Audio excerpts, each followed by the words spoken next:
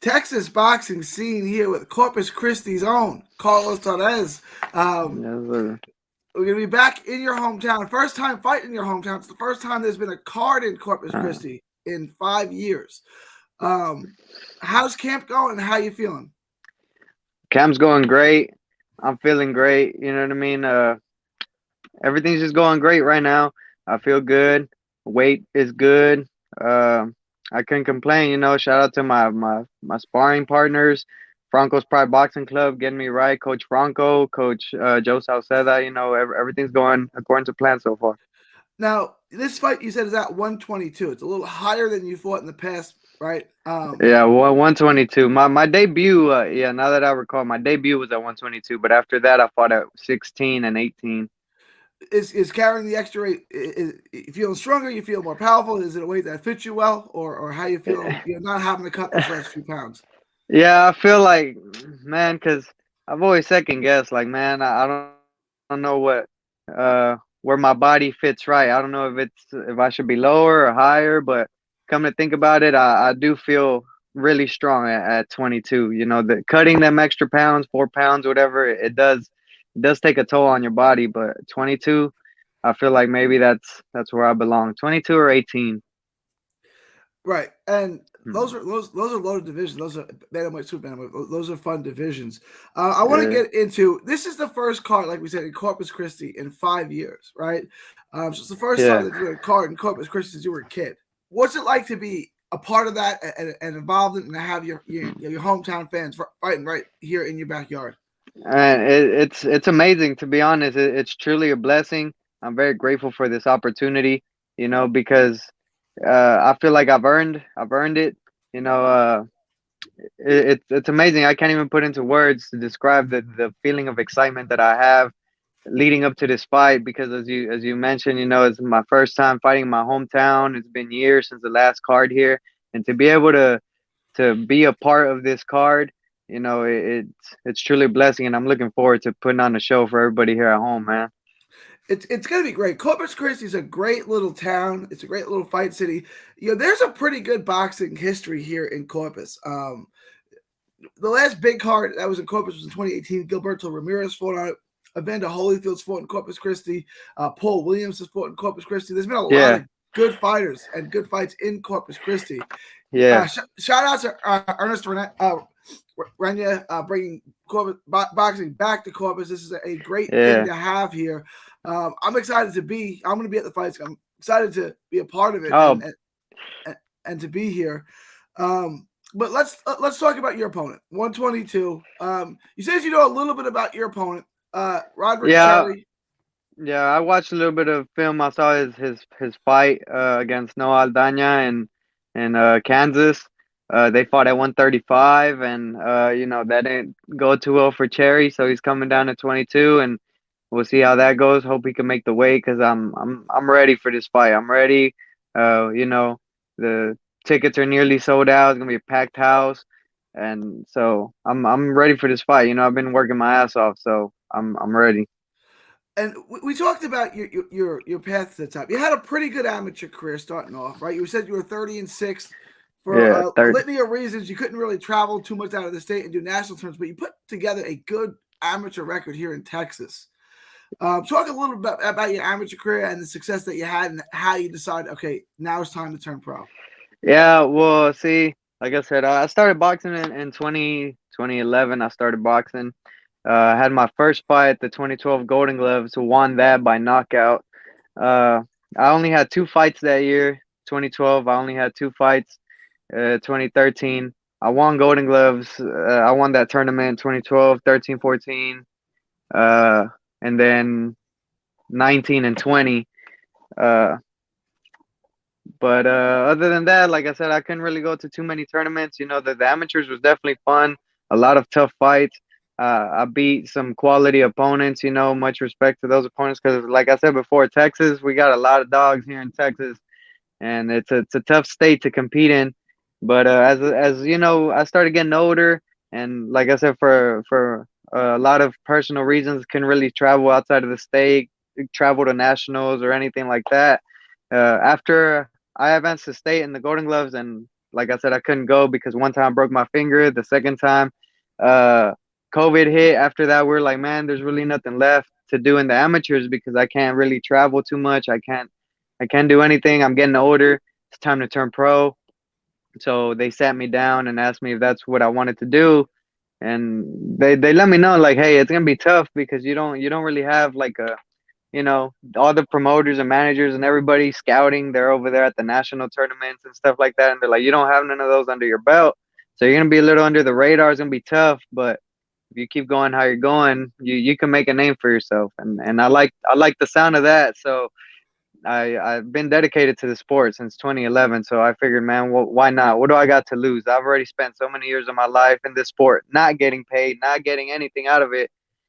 So might as well try and do something with it, because I love this sport a lot to just let it go. So you turn pro in 2021, and you don't take an easy path. We were just talking. This is your first opponent you're fighting who's not undefeated. So you Yeah, fought nothing but undefeated fighters. yeah, Uh, five, you, four undefeated guys. Yeah. you turned pro in Tulsa, Oklahoma. Talk about that, and we'll start us off. You get an undefeated fighter, a 1-0 fighter. What's going through your head, and what are you thinking at that time? We knew who David Pettis was. We knew he had so much experience and he was an amateur standout, this and that. We didn't care because I knew I could beat him. And truthfully, I did beat him. That fight, you can no longer watch it. They had a whole production team put it up on their page, They took and it they down. they they deleted it a week after because everybody was commenting that was robbery, that was this, that was that, and they took it down. Man, I was like, what? So now, not only can I not go back and watch that fight, but nobody can see the truth, So if I tell people, oh yeah, I beat them, but they robbed it from me. Oh well, where's the video? Doesn't Gone. exist no more. Yeah, but it was a great fight. He is very skilled. He's a very skilled fighter. But I was I was all over him that whole night.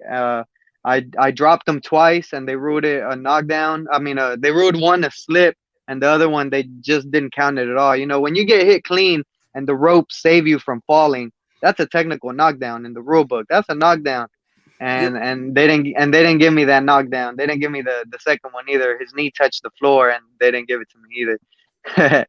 But it was other than that, it was a great experience. I learned a lot, because since I never got to really go out and fight in national tournaments, to me it felt like if I was out there at a national tournament. Since this guy had been at all these national tournaments and international tournaments and stuff like that, it was a good challenge. It was fun. Didn't get the result we wanted, but after that fight, we knew what I was capable of, what I could do. Because a lot of people had this guy walking right over me, and getting me out of there real quick, easy fight. But that's not how it went. I wish we had the video, but we don't. But it was a great experience, man.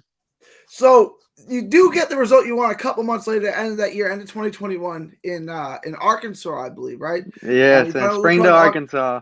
you find another undefeated fight. You get a second round knockout, I believe. Yeah, second round knockout. Hey, shout What? out What? Mariano, man.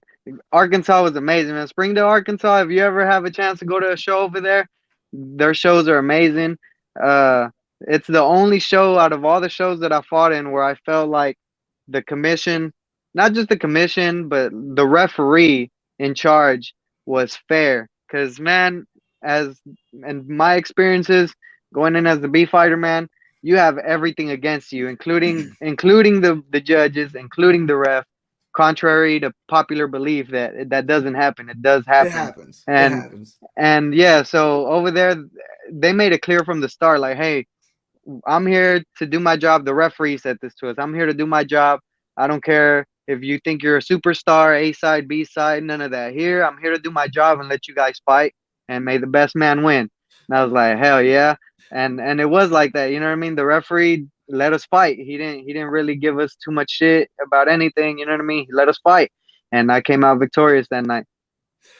So you get the win. You take it out of the judge's hands. Obviously, you score a second round knockout. So I mean, the judges Yeah. couldn't wrap it from you. Then you come back 2022. You fight out in Yeah. California, and you lose another close decision on a Ed Holmes promoted card. So a pretty big card in California. How did you get that call? How did that fight come about? And was this? Yeah.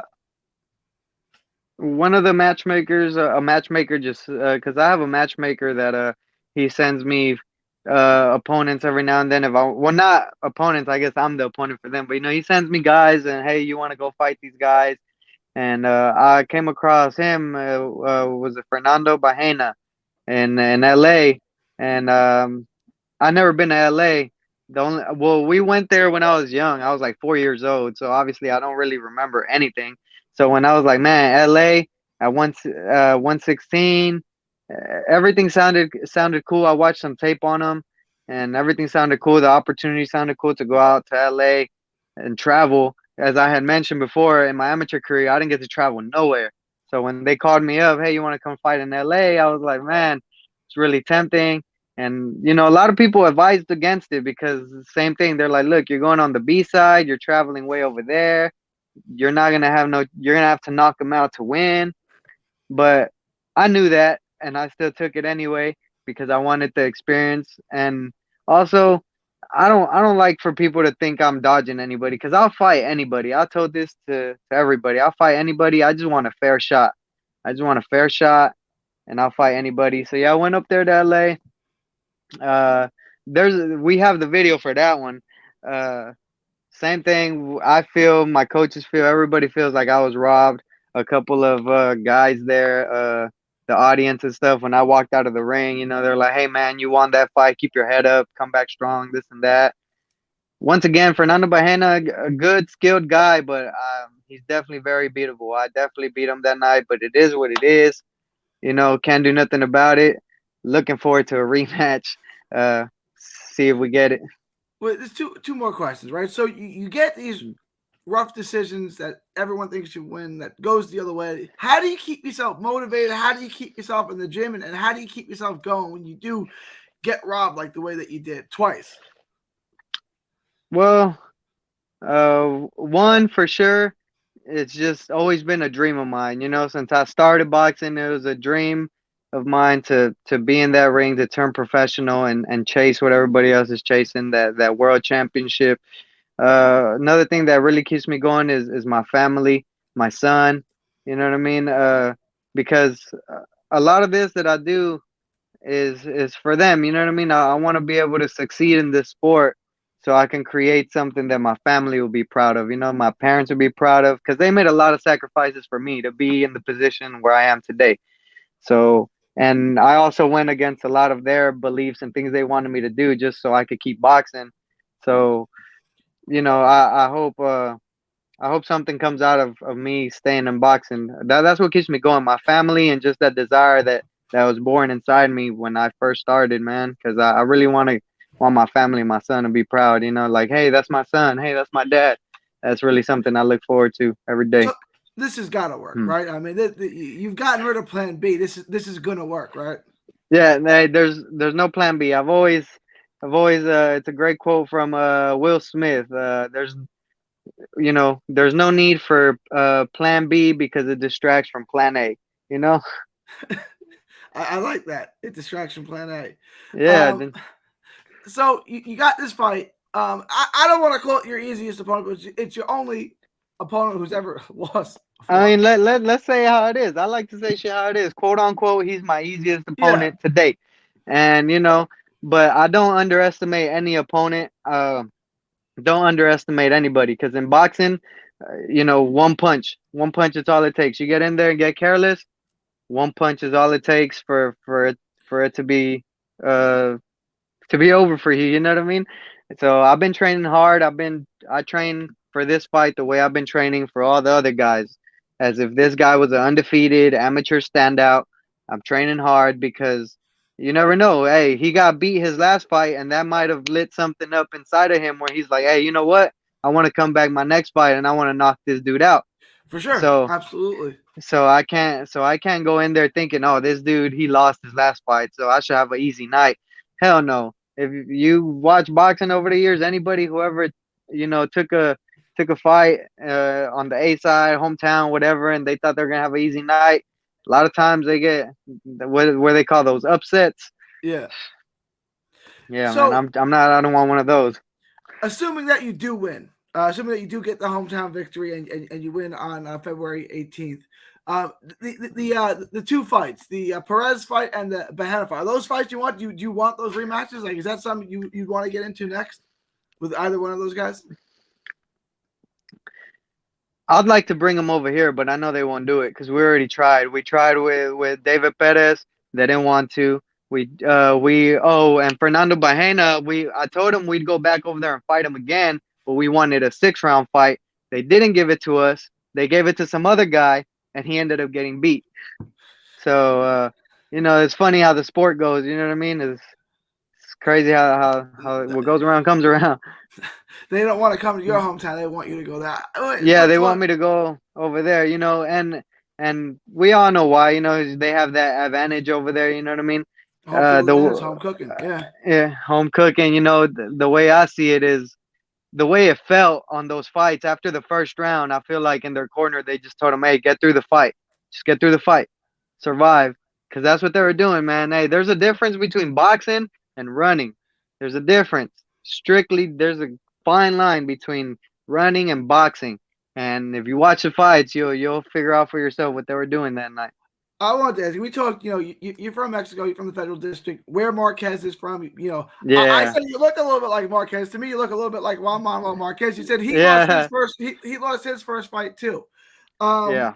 Does that kind of keep you motivated? Look, Marquez lost his first fight. He was fine, right? One of the great fighters of all time. No, it really does. I mean, I'm a strong believer. I don't like to compare too much, whether it's to good or bad, because we're all on our own timeline. You know what I mean? We're all on our own path, on our own timeline, on our own journey.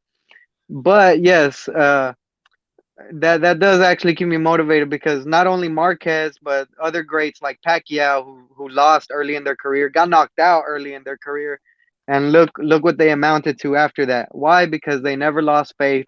They kept believing. They kept working hard, and they had a vision in their head, and that's what I'm trying to do. I mean, 3 losses on my record. Yeah, it looks bad now, but I mean, I could turn it around. You know what I mean? Look at Mark Buke headlining the event. He has He's 3 losses on his yeah. record. He lost early in his career, but he turned it around. He's 10-3 now. Doesn't look so bad now. You know what I mean? So yeah, I look at all those guys who I'm like, man, they lost early in their career.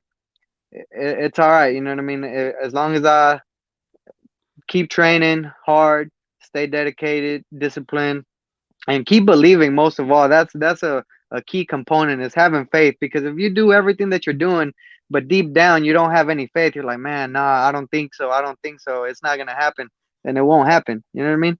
You Yeah. gotta No. believe. You gotta believe. I hear that. I also being 1-3, right? And you're not your typical 1-3. You've got nothing but undefeated fighters. You probably won 2 of those fights. Is it a blessing in disguise? Because if you were 4-0, people may avoid you. They look at your record. They don't really know what you're about. 1-3. All right, make that fight. Is that something that can potentially open up doors for you because you don't have a shiny, spotless record? No, no, for sure it does, because I've already had some guys. I'm not gonna mention any names on this one, but I had some guys who are getting up there, and they call me up to go fight them as the B side. You know what I mean? And we've tried a couple of times to tug them back and forth. We're like, we'll fight you, but come fight us on our card. And they're like, oh, nah, nah. But it does open up doors, because they see a 1-3 and they see a easy victory. They see a easy, time to shine. I'm gonna shine. I'm gonna look good in front of my home crowd, and I'm gonna knock this guy out. And then I go in there, and it's not that way. You know what I mean? So I It's mean, not yeah, it is. It's 50-50 how I feel about it. But like I said, it is what it is, and you got to work with what you got. 100%. Then the last thing I want to ask you about the weight, 122. Is this a weight you want to stay at? Do you want to drop back down to 118, or where do you want to be fighting at in the future as you start winning these fights and fighting more and more elite level fighters? Well, yeah, as of now, I'm gonna stay within maybe 118, 122, maybe catch weight of like 120. Because honestly, my like what I had mentioned to you earlier, I always second guess. I don't know where I belong. I don't know what my frame is made for. You know what I mean? I don't know if I should be, because I'm 5'5", but I mean, Tank's 5'5", Pacquiao's 5'5", and look at the weights they fought at. You know what I mean? Yeah. But me, I don't know if my frame is built like that or not. So I'm still kind of learning with my body and stuff. But I do feel really strong at 122. Some people say I'm kind of small for 122. That's why I second guess my frame. But yeah, for now I plan on staying 122, 118, maybe catch weight 120. But moving forward, God willing, everything goes well and start winning some fights and start moving forward. I do want to one day, maybe my limit will be like 140. I do want That to fight. that's a ways out. Yeah, I mean, that's them some big boys at 140. You got big guys at Yeah, 140. exactly. But I like to challenge myself. You know what I mean? So Absolutely. with time, I do want to move up in weight, but for the time being, I'm gonna stay between 118 to 122.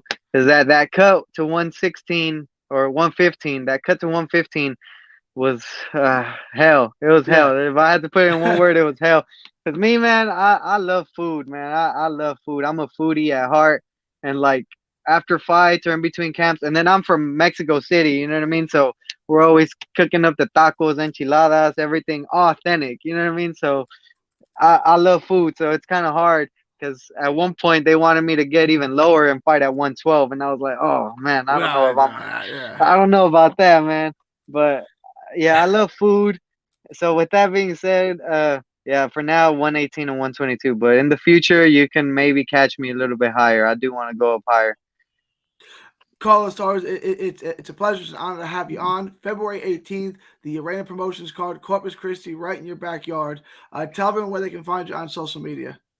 You can follow me on. You can add me on Facebook. My full name, Carlos Cruz Torres.